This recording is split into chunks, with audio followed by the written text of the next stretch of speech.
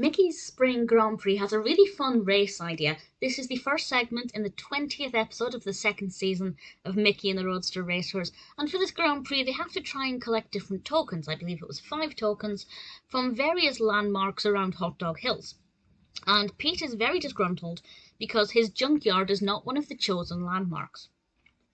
And he displays an exceptionally entitled behaviour as he tries to sabotage the race and get people to pay attention to his junkyard. Now, visually, he does this quite appealingly. There's a giant balloon of Pete, and he does various other things that I won't spoil by going into too much more detail, but he definitely tries to get people to include him.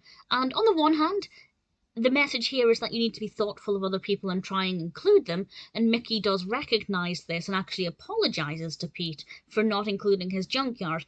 But at the same time, it's kind of like rewarding his entitlement. He kind of spat his dummy out and said, well, if you're not going to include me, I'm going to ruin the race and make it go my way.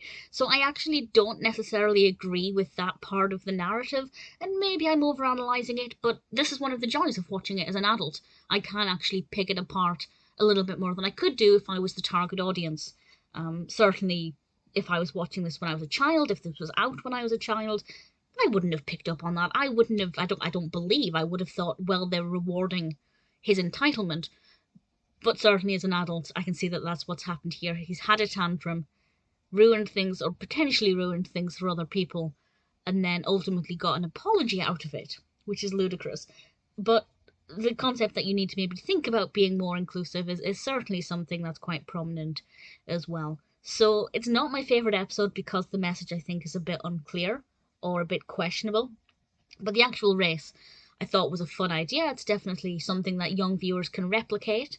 Most children have kind of fake money or even just anything they can use to replicate the coins, and you can hide them places and you have to travel to these landmarks and get them, and I think that's a fun idea that children can recreate at home.